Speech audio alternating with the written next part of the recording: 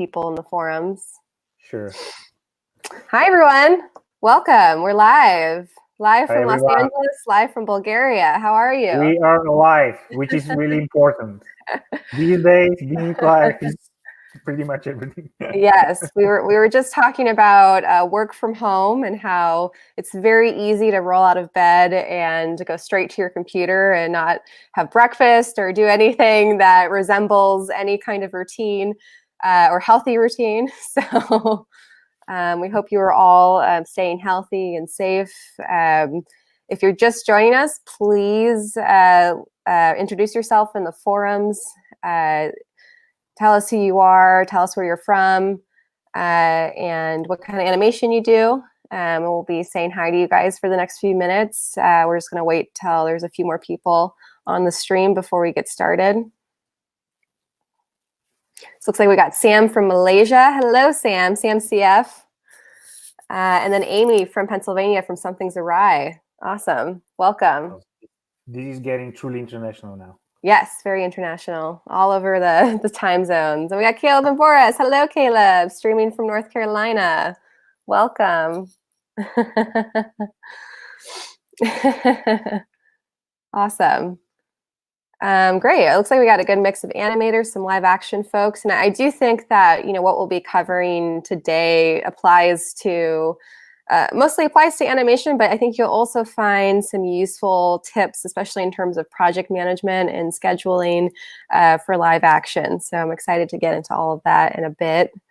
Yeah. So how has your work from home been? It's like it's always been really interesting because of course, like most of the projects that we do in Tongal are animation.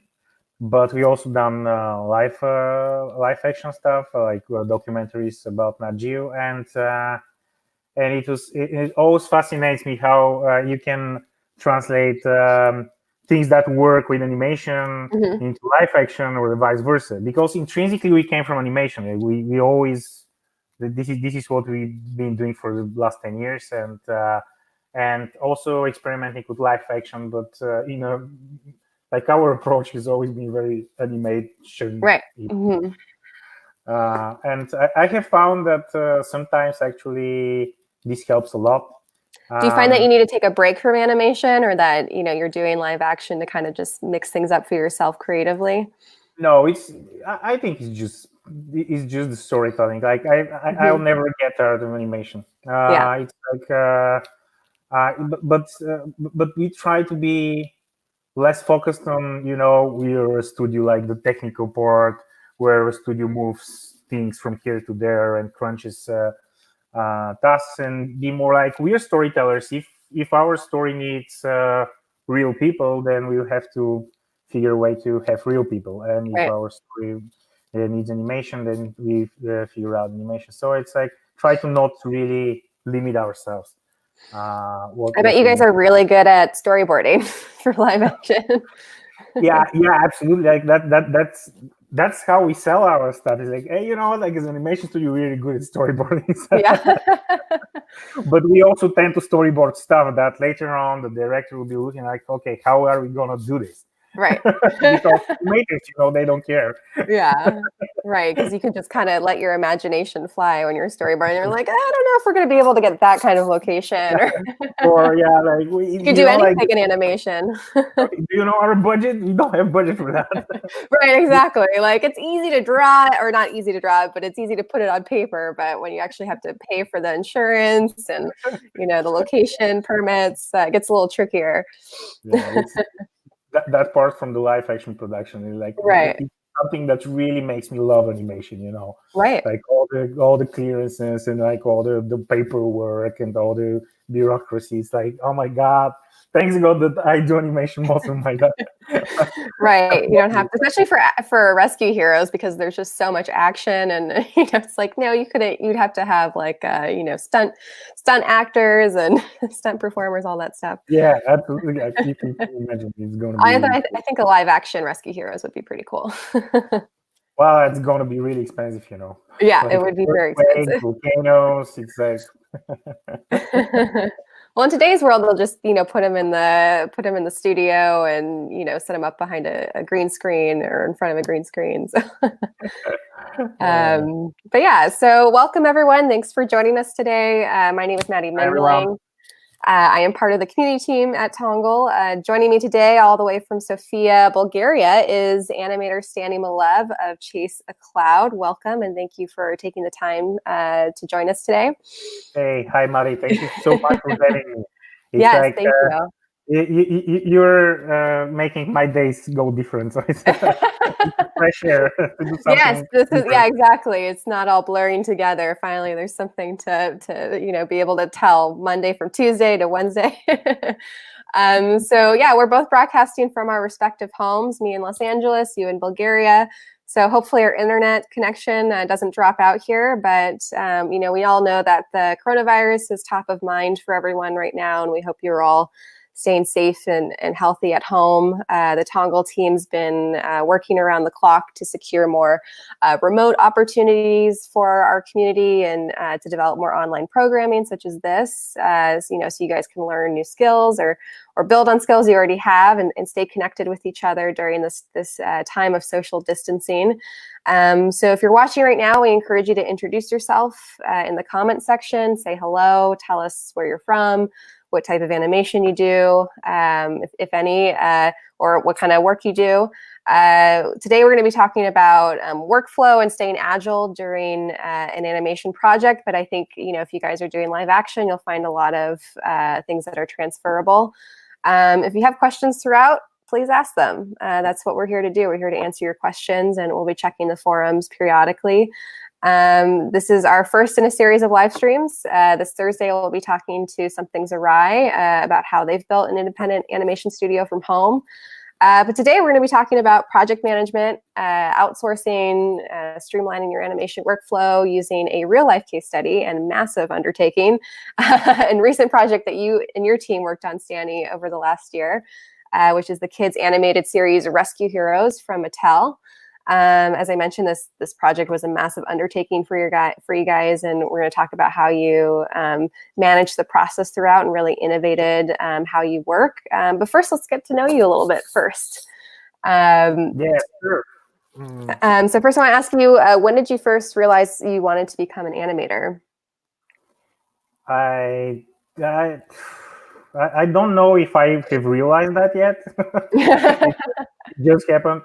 But no, seriously, I mean, like, as a teenager, I was crazy about computer games. I was crazy about 3D animation. It was just starting out. So the whole concept was really, really interesting to me. And basically what we'll do here in Bulgaria, we will get some piracy software bought on the streets and try to install that on pretty lousy computers and try to figure out what 3D means at all. So it was like a painful self-discovery process, but one thing led to another, and here we are now trying to create animations and tell stories. So I guess I just kept the fun trail, in life. Yeah, well, we're very glad that you made that self-discovery here at Tongal. Yeah, I hope I will be glad too. You've done some really amazing work with us over the years. What were some of your favorite animated shows growing up? Sorry, come again? What were some of your favorite animated series growing up? What type of shows were you watching? Oh my God, like when I grew up, I'm sorry guys, but I'm that old. When I grew up, like literally, like especially here in Bulgaria, like there was like this transitioning period here from communism, so we didn't have a lot of things. So basically, you have your one channel, and every day at 6 o'clock they will play. They will just have some tunes on there. And whatever there is, this is your favorite because that's everything that you get. Are most of them local then? Local animated series? Not really. I mean, like, animation is not a big thing in Bulgaria in terms of industry. But I remember Voltron, for example. Yeah, Voltron was a big thing. Back then, you had, some things, they just transform into big robot with big sword. That was kind of the epic stuff that that we really enjoyed as kids. And then we had all of the Bugs Bunnies and the I love Looney Bugs Tunes and Tommy Jerry, everyone's favorite, and also Flintstone. But really, I think that I really started appreciating animation later in life, like in my teens, when we got exposed to anime, the Japanese animations and Ghibli, and like it was like mind-blowing experience, because by that time you were just, you're encapsulated to believe that kids animation is this, and it all has these patterns, and now all of a sudden it's so many different things. So I can tell you that I'm a big fan. Actually, I think that I'm more of an animation aficionado rather than an animator. I would prefer to watch it, not to make it, which is kind of weird. Do you feel like you're still discovering new series and really digging into? Absolutely. Like my daughter's 4 now, and my favorite time of the day is we sit together and figure out what new we're gonna watch, and we're super critical about stuff. I mean, this is not well animated, so we're gonna watch this other thing, and I force her to watch stuff for grown-ups like Ghibli. Yeah. And I don't know what she figures out, but it's really awesome. Yeah, I love that. It's such a great way to bond, and I love that you guys are being critical. Hopefully she doesn't take that critical eye towards your work as well. I hope she does, actually, because we need somebody from our audience to actually speak up. And say, nope, this is not the way you should be doing things. Right. And I think there are a lot of quality shows for kids right now too, and it's important to maintain that quality and not just, I think maintaining a story that kids can understand is always important. So I guess that kind of leads me into my next question. What is the animation industry like in Bulgaria? Are you guys a pretty tight-knit group? Like, how do you, are there any studios in Sofia that you know of? Yeah, so I always say that having an animation studio in Bulgaria is both thrilling and also terrifying. In a way, there is not much happening in the animation industry in Bulgaria in terms of creating own IPs, creating commercial animation. There are a couple of studios doing festival films, but we also have like a really strong gaming industry. So good, strong 3D studios and VFX studios, great, like huge gaming companies like Ubisoft, one of the main offices here. But for example, 2D animation and animation series, like there isn't a lot of Bulgarian animation series out there, actually. Okay. So we're kind of alone. And trying to do this on our own. So this is exciting because you're literally paving the way. Yeah. On the other hand, everywhere we go and everyone we meet, we kind of try to explain what Bulgaria is, where this is on the map, because the industry, they just don't know that we exist. Right. So I'm going to say hi to a few more people in the forums. We have Zio, who's a hobbyist animator, but looking to make a career switch. So maybe we'll talk a little bit about that. And maybe if you have any tips for people trying to change their career into animation, what resources they should look into at the end of this segment. And then we also have Andrew from UK. Hello, thanks for joining us. Can you see the comments as well on your end? Yeah. Okay, great. What self-animation do you? No, that's you, actually. Okay. Okay. I do. I'll keep you informed. I will be the human Chiron. So great. Let's get into this project that you guys worked on over the last year. First, I thought we'd just talk about the massive scope of this project and what your team accomplished. Actually, I just want to throw in a couple of words about the pitching process before we jump into that, because I think that's kind of interesting and could be useful for everyone who wants to pitch on Tongal, on Tongal. So Rescue Heroes is like, I know for anyone who don't know, Rescue Heroes was a big property back in the 90s. Especially in the United States, a line of toys that saved the day, policeman, fireman, and Nelvana, which is one of the biggest animation studios you can find out there, did two, I think, 2 seasons, broadcasting season. They even had like a 3D feature film, so it was huge. So basically, the pitch was, "Hey, guys from Tongal, we have this huge property. How about some of you actually revive it for YouTube? We have new line of toys." So no pressure at all. I mean that, and then and actually the pitching process was pretty intense. We had 2 or 3 phases. First phase was like qualification process, where basically we'll just put our work and we'll get shortlisted if we can at all do that project. And then we had to create a teaser, a short animation test based on the characters they had. And basically by that time they would choose 2 studios that will compete for the opportunity to actually create the entire animation series.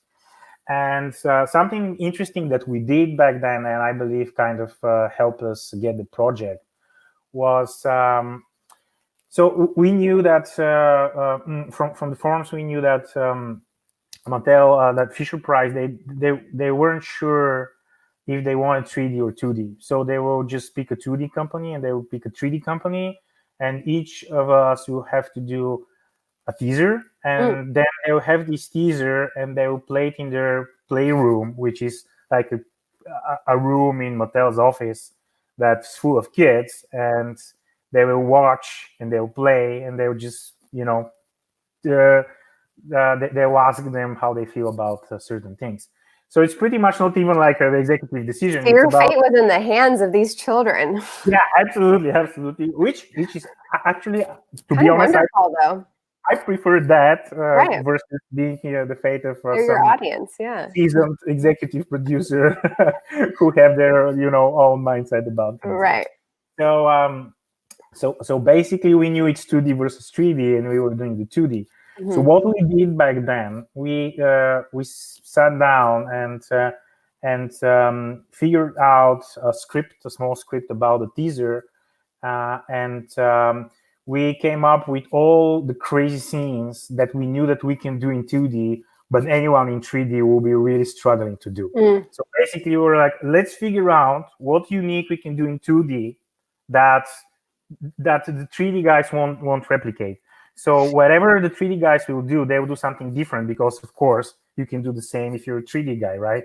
You can figure out how to do awesome 3D 360 rotations that we in 2D can't do easily. So so we wanted to actually to figure out a way to make the best out of our process of the 2D, and we came up with this crazy teaser, and for some for I don't know, luck or weird circumstances, actually Fisher-Price really liked our script, because we sent it for verification before we get into production, and they were like, "That's awesome! This is what we're gonna do. All of the competing studios are gonna do that." And by that time, we were like, "Yeah, sure, but like 3D guys, they can do that. I mean, we can written that for 2D." So I don't know if that helped get the pitch, but basically the bottom line is figure out like what is the intrinsic value of your craft. If it's 2D, for example, in 2D you can shapeshift really easy. It's something that will be really hard in 3D. So figure out what are the intrinsic value of your craft, and just do your pitch that way, and you make sure that it's unique. It has like a value that nobody else can provide because of that. And I think that has helped us win a lot of pitches on Tongal, like figuring out where is our strengths and what we can do differently and that nobody else can pitch. Right. So that doesn't mean that our pitch is going to be the best, but it means that it's going to be unique. It's going to get eyeballs, right? Attention. And then, of course, it's always about what the client wants and needs. but having a unique pitch kind of gets you half the way there. Yeah, and I think especially for such an action-packed series, I mean, there's just so much movement. We'll watch a couple of clips in a bit. It really lets you stand out, if you can capture all that action. And I think it's also interesting that you guys used a lot of 3D techniques in your 2D animation, so we can get into that in a bit as well.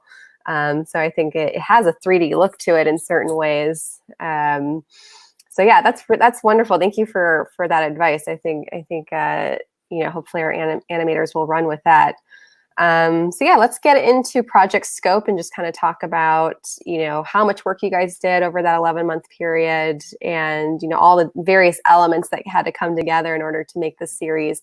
I'm going to switch over to the facts and figures sheet that we have. Okay. Okay, thing like the first page with the facts and figures. So it was really so basically it was around end of November 2018, and we were we have sent our teaser. We are waiting for the results, and we are talking in the studio, and we are not really sure that we even want to win this because just to let you know, before the Rescue Heroes, we did a project, a game on Tongal for Nat Geo Kids called the Explore Academy. So basically, it was 5.5-minute animation series for YouTube, just one pilot episode. And this one pilot episode, we produced it for 4 months.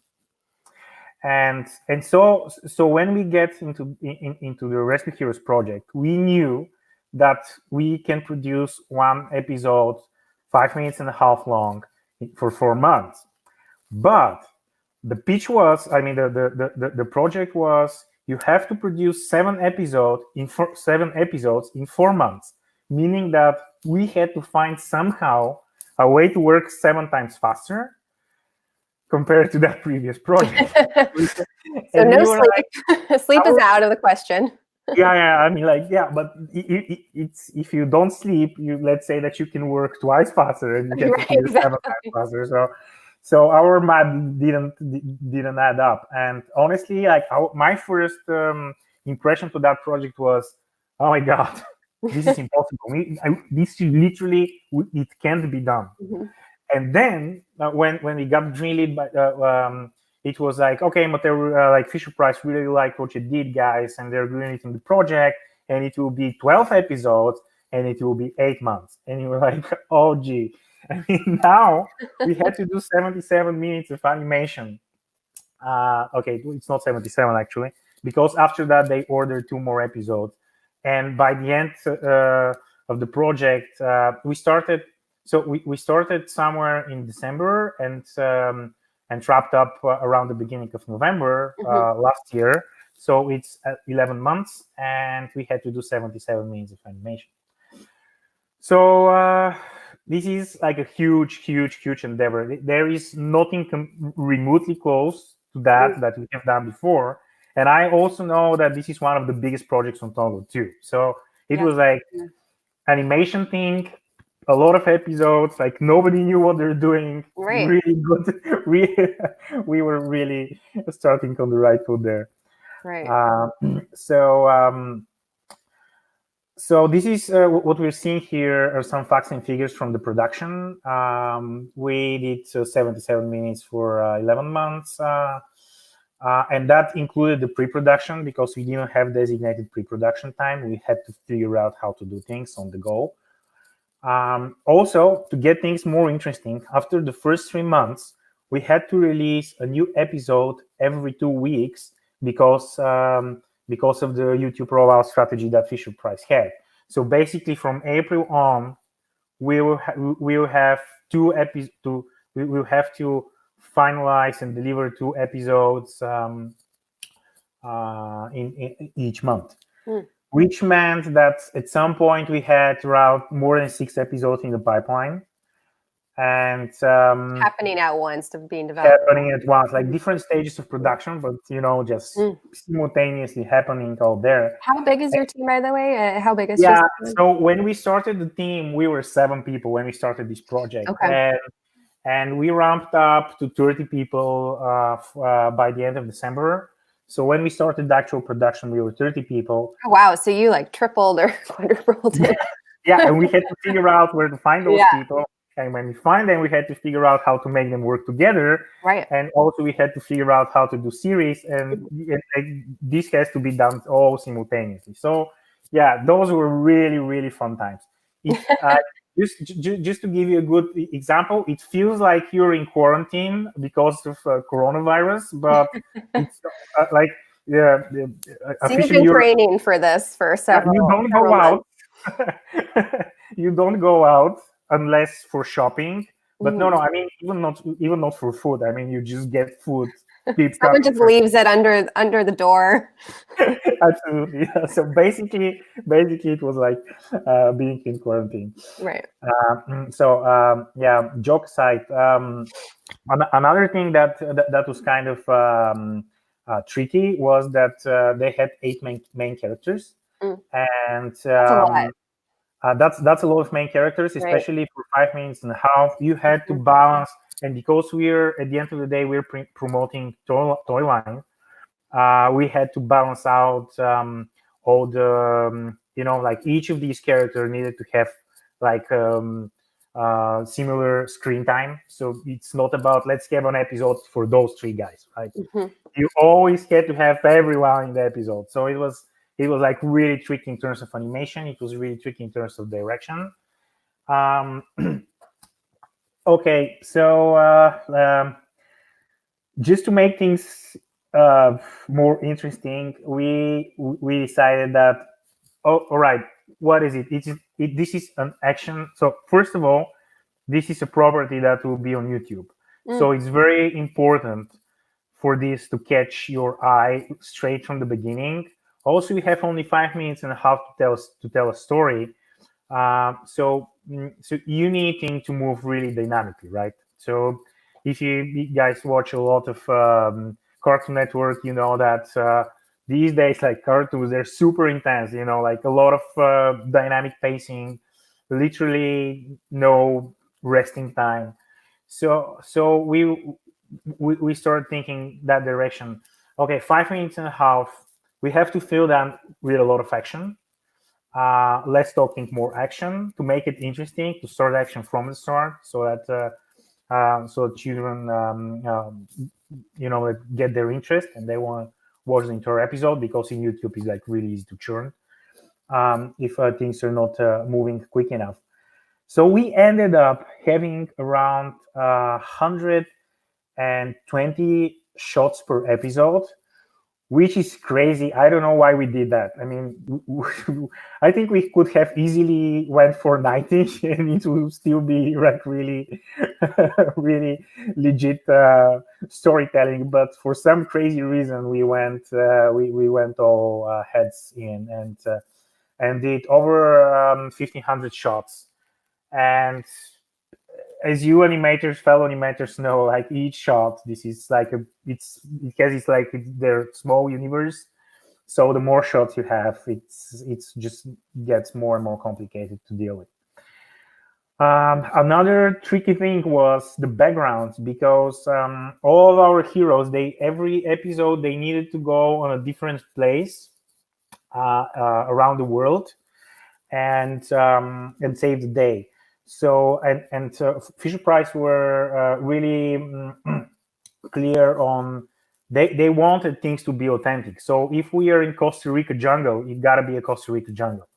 So that resulted with very limited reuse, and we had to do a lot of background artwork for each episode. I think we were around 60 to 80 unique backgrounds per episode, which is a lot. And organizing the background production was way tricky. We did use freelancers for that because we wanted to be flexible. We wanted to be able to do a lot of backgrounds and also squeeze the production pipeline. So we didn't do a lot of backgrounds in-house. Most of the backgrounds we outsourced to a group of freelancers. So the big trick about it the tricky part about it was how to make these people work in the same style. Now, if you watch the show, you will see that we didn't exactly do amazing job with that. So there is like things jump all over the place in terms of style. I mean, that was okay for the scope of the Rescue Heroes. But basically, what I would suggest doing if you're in such a position, it's better to have artists that will sketch things, that will kind of do the layout, and then you have artists that will do the coloring. So by doing this, you actually can get like different artists with different styles to kind of comply to the same rules.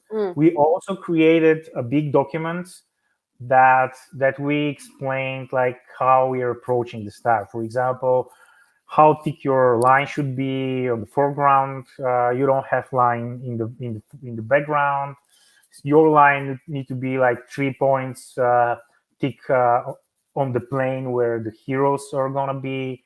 So we try to create these kind of rules, basic rules for the background artists. So if they comply with those rules, we'll make sure that whatever we do as a background, we'll have the heroes pop up, the characters pop up. We will have like depth of field, and it will more or less look the same. So what else from our statistics? 150 extras. That was something like really. That's something that we really cheated our way into that, because how did you speed up that process, and how did you create so many different background characters in such a short period of time?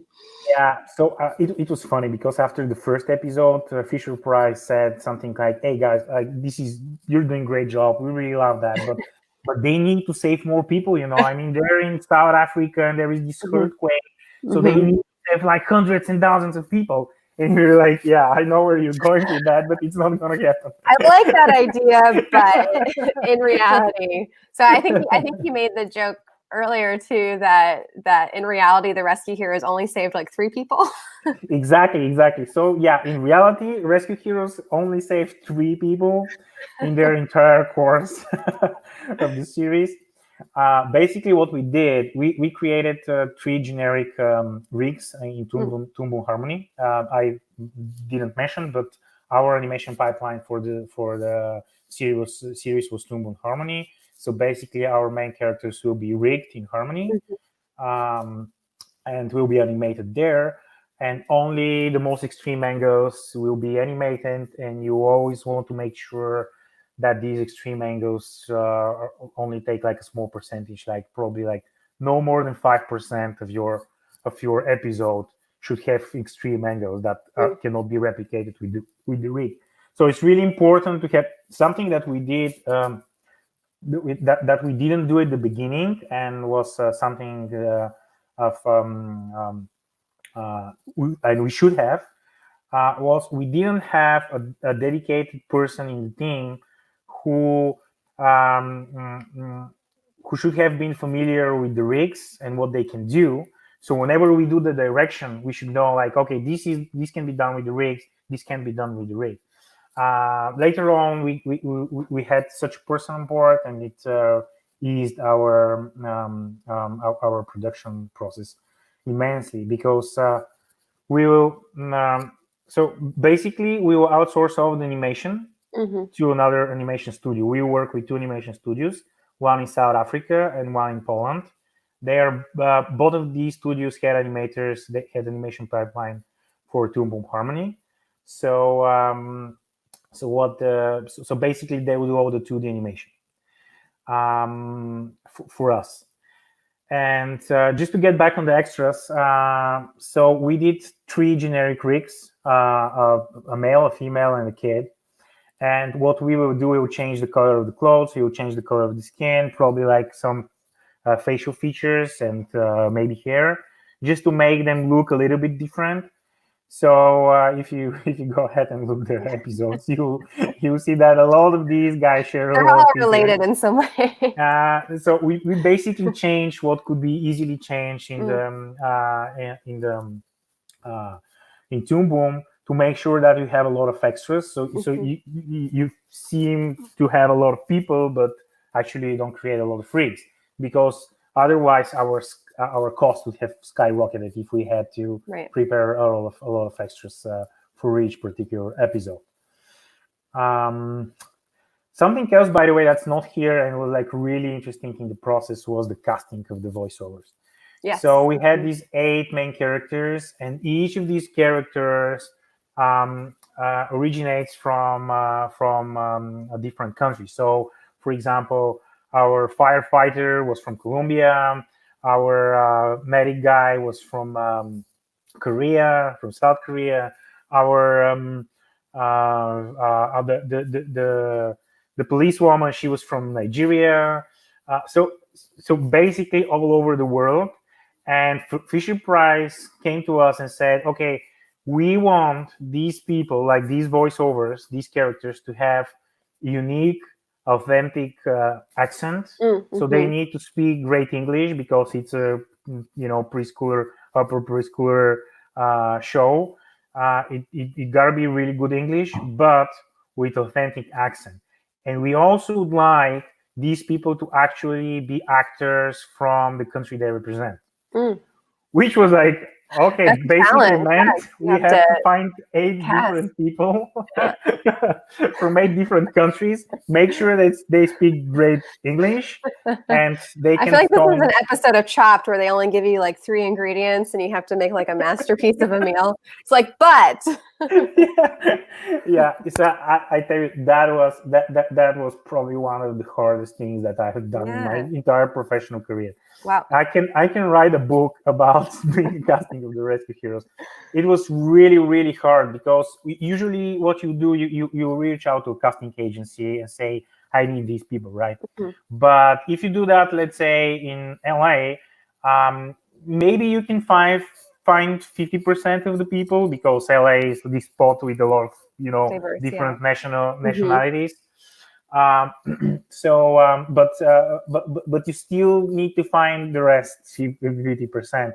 And what we did, we basically had to find an agency, like casting agents, local casting agencies in those countries, reach to them and say, find us actors that have good English. Because obviously all of them can do a good authentic accent. We only had to have them a good English. So yeah, it was crazy, and we did a lot of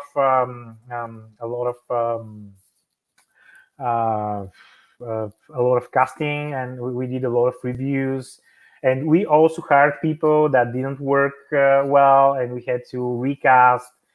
And we have to reshoot. It was really all over the place. For the first 6 months, it was all over the place. Oh wow! And also because of our production pipeline, we tried to get all of the voiceovers recorded in advance, because if you do this properly, let's say if you do a feature film. What you do, you get your actors in the booth, you get scratch voiceovers, then have your animators animate over with the scratch voiceovers, and then when this thing is edited together, you get your actors again in the booth, and they'll do the proper voiceover, right? Because good actors, they can just do this dubbing, right? They can watch what they had said and just say the same thing with the same pace. Well, but we didn't have the time, we didn't have the budget for this, so we wanted to have the voiceover at front. So whatever we animate to is our final cuts. Right. But the tricky part is, okay, you can do the voiceovers up front, but then what if you want to change stuff? What if you want to cut stuff? Because, like, for example, all of our scripts were too long. They were around 10, 12 pages, and the reality is that 5 minutes and a half action thing is around 8 pages. So we had to do a lot of trimming, and when you start trimming, things start to change in terms of voiceovers. And thanks God, actually, Rescue Heroes is a show where they act, not talk. So we kind of find we had to be really creative about it, and also the way we organize the recording sessions, because with 8 people and 6 episodes in the pipeline, if you record like one by one every day, this means that somebody has to be always in the recording session. So we try to squeeze that in 2 days. Let's say like Monday and Tuesday we do recordings. So we would do one after the other, which was really excruciating, because we had like 4 sessions in one day, 2 hours each, recording, all making sure that you have to be really alert to figure out, like, to have like all these different pickups and takes, but also not to miss something, because we've been recording 2 or 3 episodes at once. So it requires a lot of organization. And that leads me to actually the most important thing about the Rescue Heroes. Now that we have wrapped up the project, I can tell you that it was much more a logistics and organizational fit rather than animation fit. In terms that, I mean, it was creatively challenging, but it was YouTube. We had a lot of room for a lot of margin for compromise. Of course, we tried not to, but we knew that there is a safety net around that. But what you couldn't compromise with was the deadlines, was the rollout strategy there in YouTube, and Rescue Heroes was an immense logistics effort. Like the organization, the way we organized stuff, the way we kept things together. If we haven't done this, I think that we would have still be working on the Rescue Heroes. Do you mind if I show? Sorry, do you mind if I show the schedule you guys had put together? Oh yeah, please. Yeah, we're gonna do the backgrounds. How many days we're gonna do the production? And this we had to plan in November, when we didn't have the team. We haven't done a single episode. We had no idea how much time actually it's gonna take to do that. So basically, what we did this schedule. We sent it to Tongal and said, this is the schedule that we want to try to make it happen. It's probably not going to happen, but this is how it looks. And after the first 2 episodes, we went back to that schedule and reworked it together. So we will just move the date. We'll make sure that we make more room for those things that we have found are crucial and we have underestimated. And we redid that. And then once again, we sent that to Tongal and Fisher-Price and said, okay, guys, this is a more accurate schedule now that we know what we're doing. So my advice here is, don't be afraid to do that, to be liquid in your planning process, because each project out there is unique. Even if you've done like 15 projects, the 16th is going to be different. And yes, you can pretty much estimate exactly how things are going to go, but sometimes you can't. So it's good to say to your clients, this is the schedule that we think is going to work, but let's revise it in a month, especially if you do series. Let's revise it in a month and make sure that we utilize our time and our resources at best. And I think no client will say no to that. I mean, it's just that it's for their own best interest to find a way to utilize the resources that they're spending in a most useful way. So so you couldn't find the schedule? Or? I'm pulling it up right now. My internet is so slow right now with okay. Forget about Windows. I thought I had it open, but yeah, I'll pull it up. But one thing I think we can talk about too is how you guys really streamline the feedback loop in terms of you kind of skipped the storyboarding process and went straight into animatics. And I think let's talk about let's talk about the pipeline a bit on a single episode. So basically, we had to figure out how to do an episode in 2 months and a half from scratch until the final delivery. We knew that we are working with Fisher-Price marketing team, and as they're super capable in producing content, they're not exactly animation producers, which means that they will treat everything they receive as a commercial. So basically, if we send them animatic and say, hey guys, don't comment on the music because it's draft, they will say, we will comment everything and you figure out what's relevant, what's not. So on anything we would send, we will get back something like 100 points of feedback. And I can easily say that I have never worked with a client so detailed in their feedback as Fisher-Price. And that may sound overwhelming and terrible, but actually it was a good thing because they were very dedicated to the production. And all the time you had this feeling that they're very much into this. They know where we are, what we are doing. They know why we are doing this thing here and this thing there, which is really much better than having a detached client who will just watch it at the end and say, that's completely not what I've been envisioning here. Okay.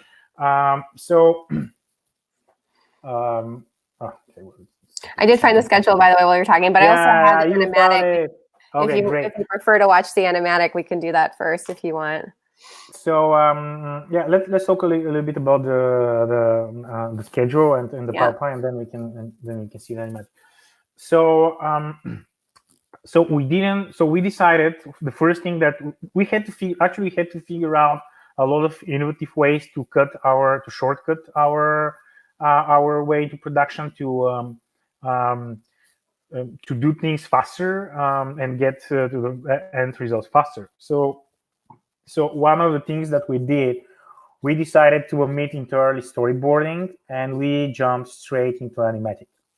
We did that for a couple of reasons. First of all, we used Storyboard Pro for the animatic process, which is usually used for storyboarding, but it allowed us to put animation out there really early on. And me personally, I'm a big fan of the animatics because I think that when you're doing animation, storyboards kind of fall short. I mean, they don't give you the dynamics of the storytelling. They give you, some snippets of what's going to happen, but you don't see it in time. And time is everything about animation. I mean, animation equals time. And it's super hard to sell your ideas on storyboard to a client that doesn't know how to read storyboards. And I can tell you that even if your client knows how to read storyboards, it's still super hard because they imagine their own things, they imagine their own dynamics.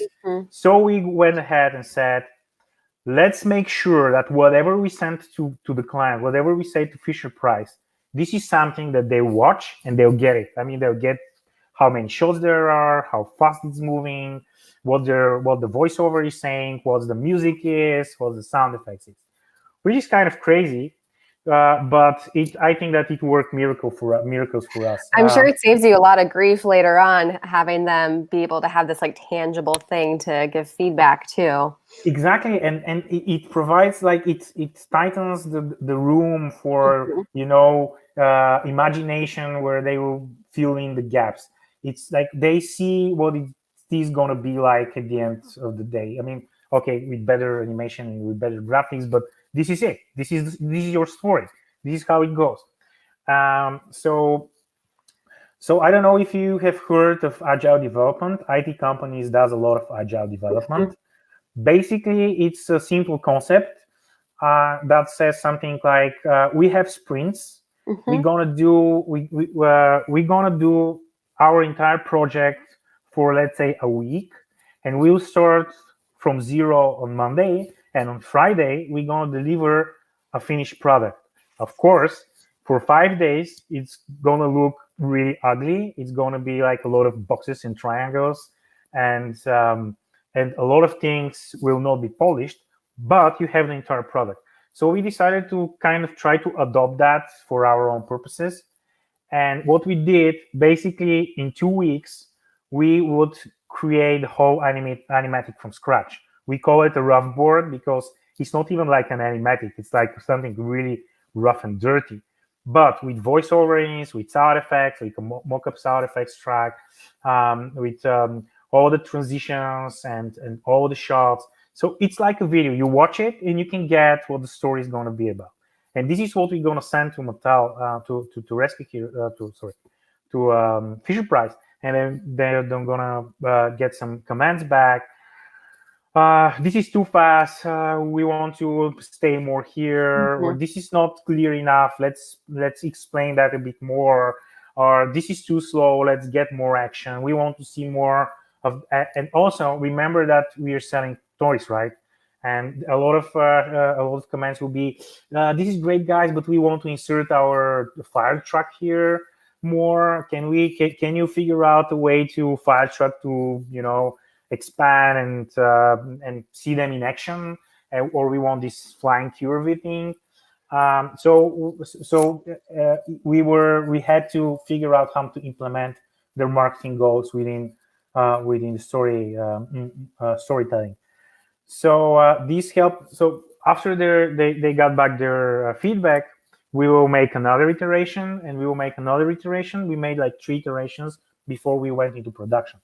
But when we went into production, that was it. I mean, they knew that after that, we are not changing timing.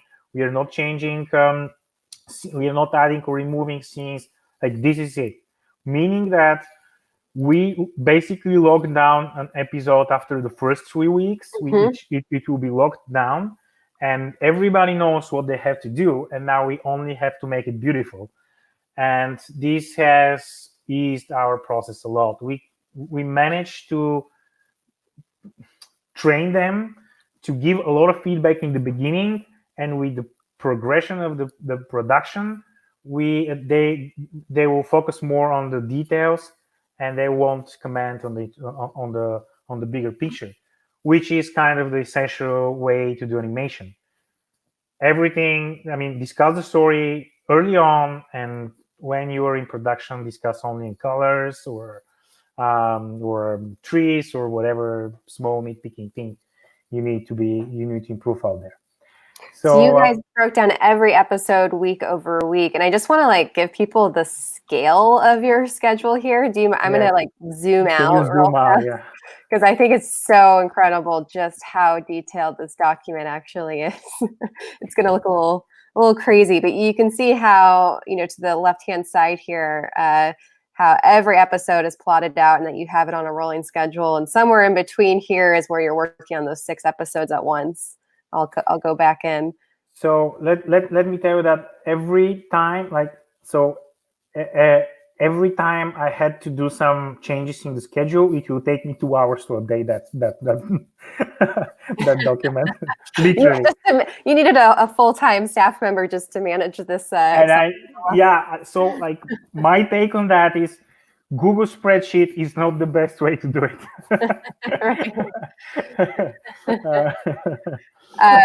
That's Google spreadsheet, by the way. I see like somebody's asking what program is that. So if anyone has recommendations for other software that maybe does this, for you or helps with this. I did found a software that kind of does this automatic. Okay, it's not automatically, but it kind of moves all the boxes for you. In a way, it's called Progio, with double G, PROGGIO.com. Unfortunately, it's paid, of course.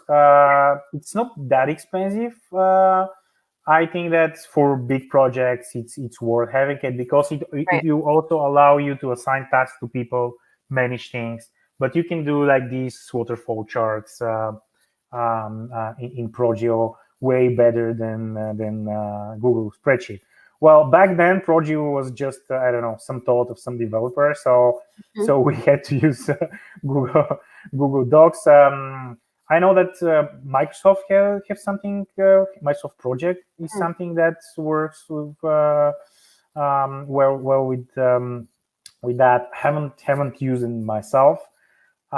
We got stuck with the spreadsheet for a time being. It worked for us. I mean, okay, it took more time, but it was just in the beginning.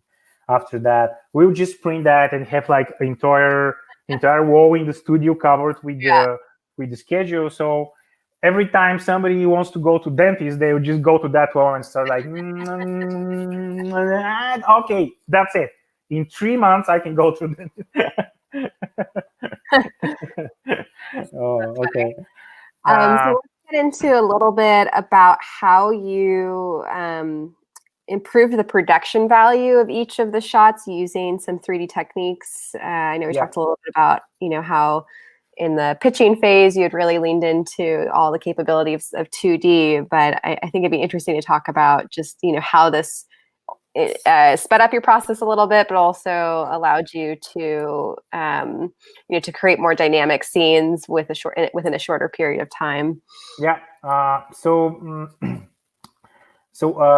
Our expertise is coming way back in the days from post-production. So we had really good After Effects team. And basically what we decided to do here, which was interesting, was to use a lot of techniques you do in a lot of post-production techniques you will basically do in live action. Let's say like depth of fields, motion blurs, color gradings, like lighting and moods, like light maps, stuff like that. We did that.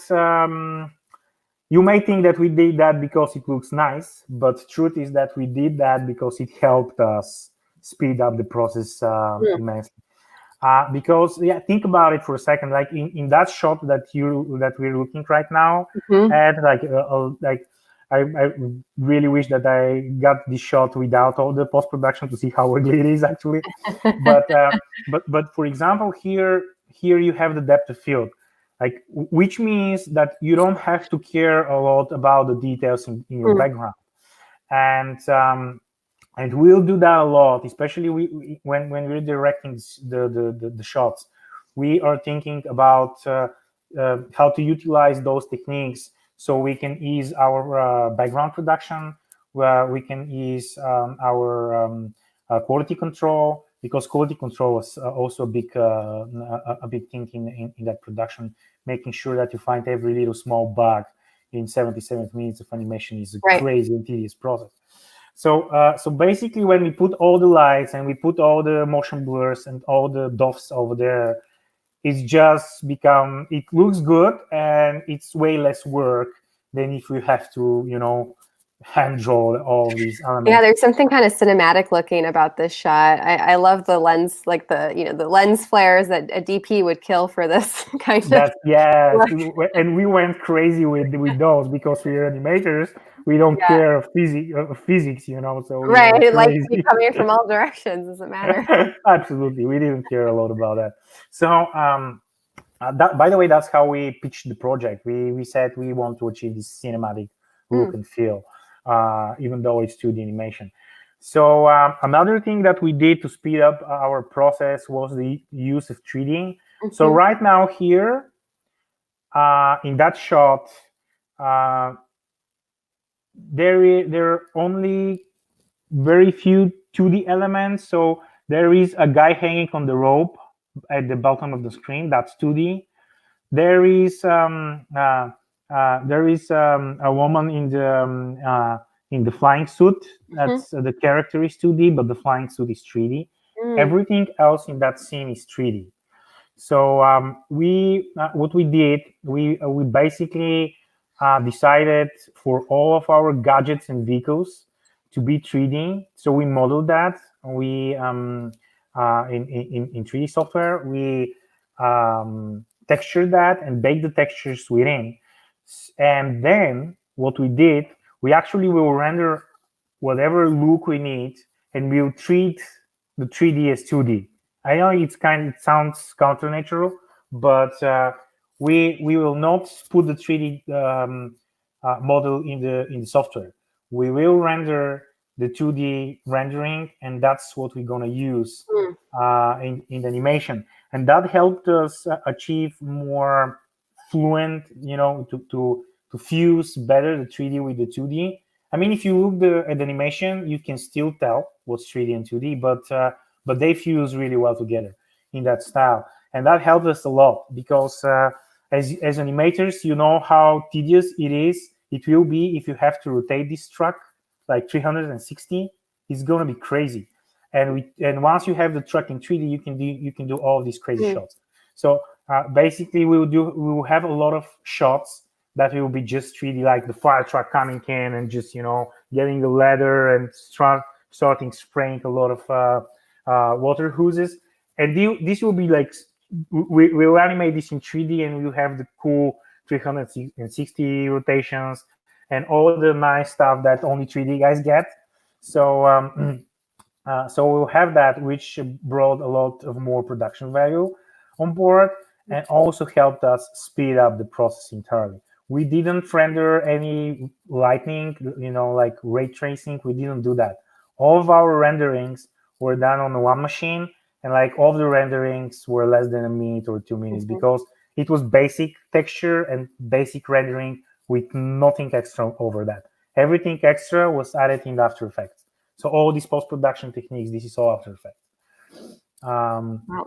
So that helped us a lot because each of our characters, they had like a gadget, like a big jaws of life, or like like a welder, or like I don't know, like a hook, and like all these things. If we haven't done this 3D, it would have been impossible to create those that amount of animation in that period that we had.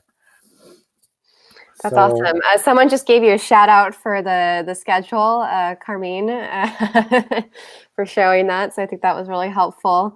But yeah, I think this shot really does show exactly all those techniques of blending 2D, 3D for that cinematic feel. And I think it's a lovely shot, not having a trained eye as an animator.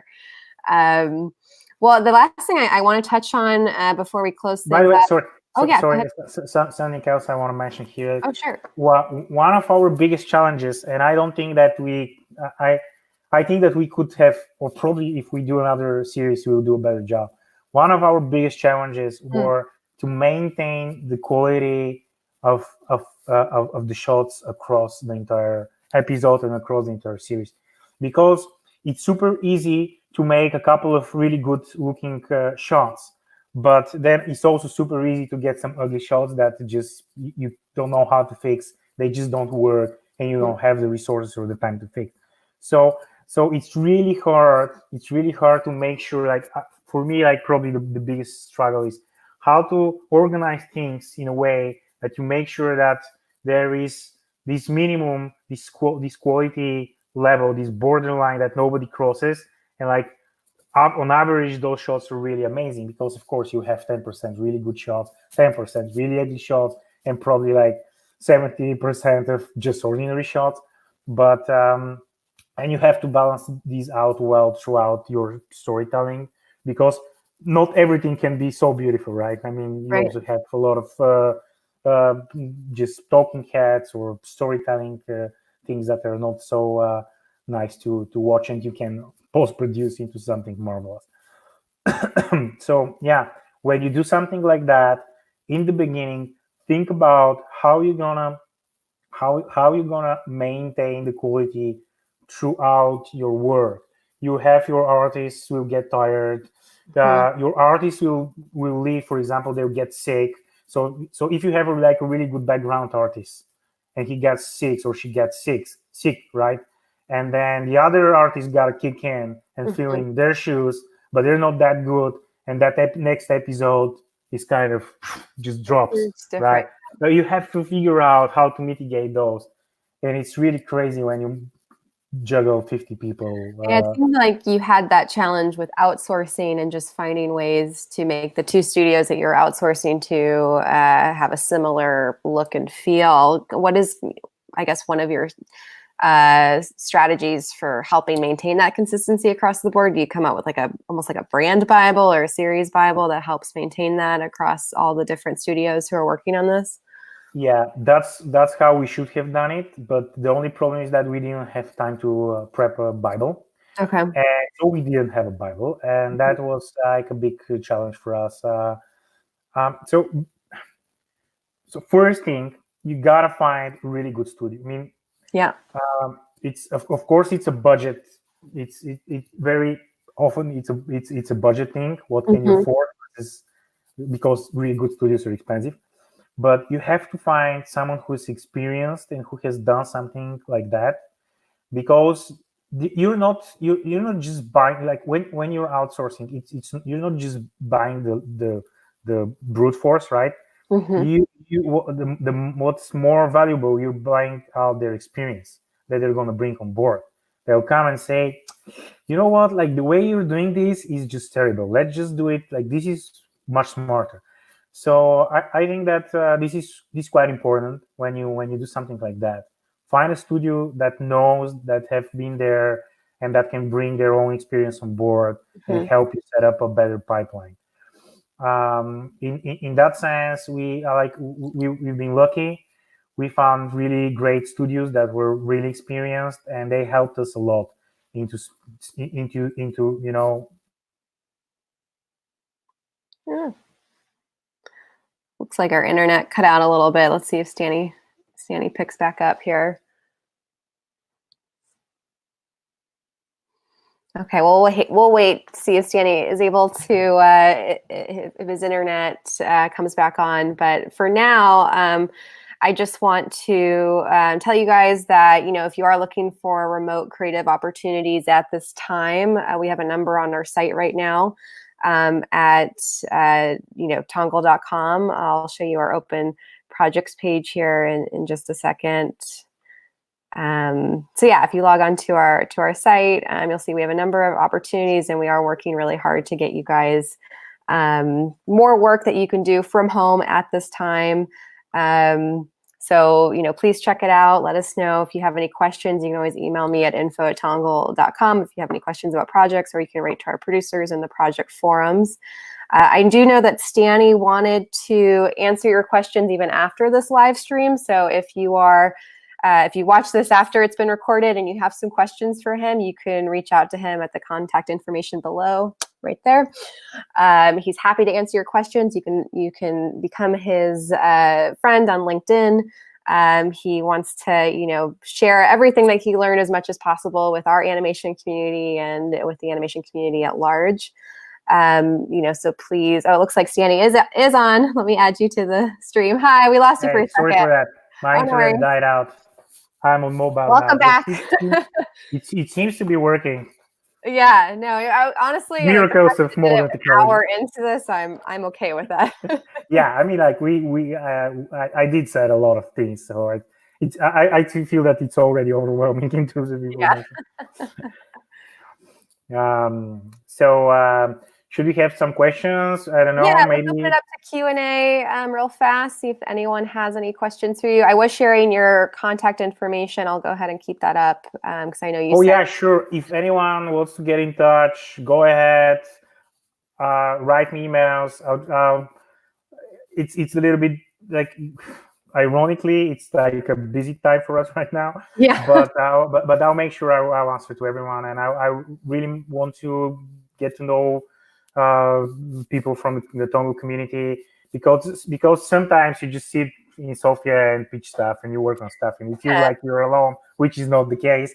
So let's get to know each other, and if I can help you in any way with anything that you have, like an upcoming project or anything, I will be glad to share whatever we have learned, and we continue learning new stuff every day. So it's been a really, really interesting couple of years for us in animation.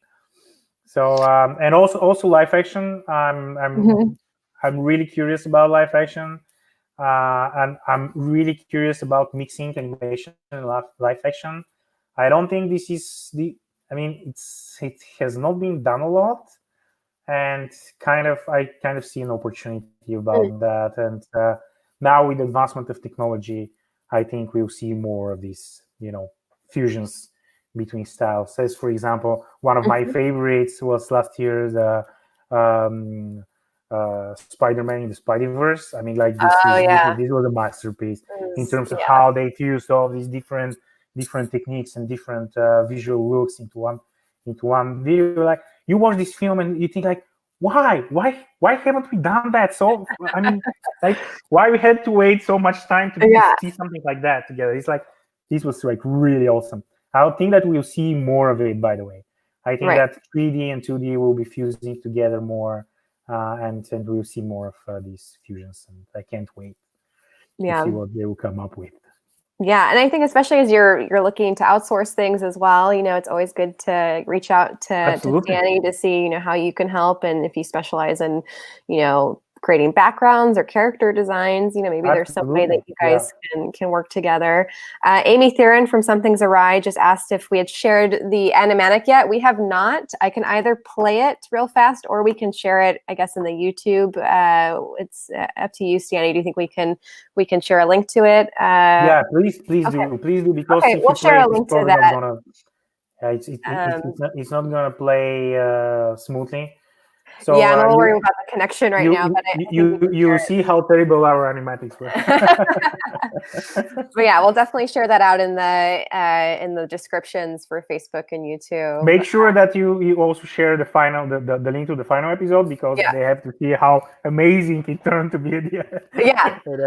Let's watch. Can we watch just a few seconds of the episode that you shared? Because I do want to. I think after talking about all the different elements, we should also talk or just watch how it all came together. Yeah, sure. I can try to. Let me switch my screen here, and I'll take off that banner. All right. Let's go ahead and watch it. I'm going to put it on for about 30 seconds.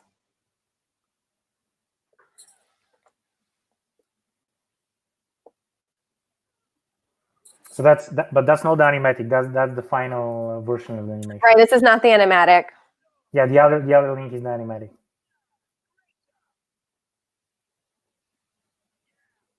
Can you put up the other link? Oh yeah, I can put up the animatic. So let's first watch the animatic, because I want everybody to see how it looked before it looked like that. Sure.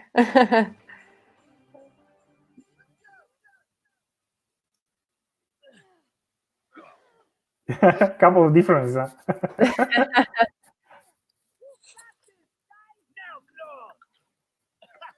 right, great job. Yeah, bullseye. Yay! Awesome! Come on, everyone, it's break time. So you can see, like, here, our priority was storytelling, not the details. So we didn't do, like, if you do like a proper animation, you would do like a really detailed layout, something that's like, with all the details, with the brand. We didn't bother with that because we didn't have time. We needed to move faster than that. So we just wanted to tell the story, and we wanted Fisher-Price to know what's happening, what the characters doing, what they're saying, the angles, the action sequences, and later on we'll have more freedom in the post-production to make these shots more beautiful. So, for example, here the targets were on fire, but later on we decided this is too analog, so we made something that's more digital in the final, and this was decided in the post-production stage. So we kept things a little bit more open, in order to save time. And it's a good thing that Fisher-Price were supportive to that approach, because if they were more nitpicking, and we would have easily lost a lot of time just trying to get proper layout and stuff. Yeah. Do you want me to put on the final episode here just to compare? Yep. Yeah, let's watch a few seconds of this. I'll start from the beginning.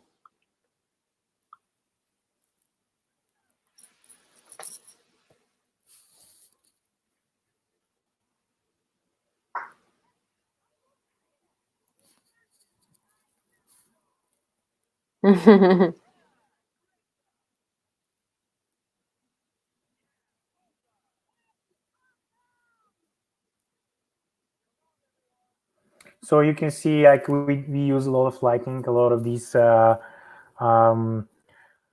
would say, like, mood, like coloring the moods and a lot of light spills, a lot of lens flares. It kind of gives this dreamy style to the image, but also kind of makes it really polished.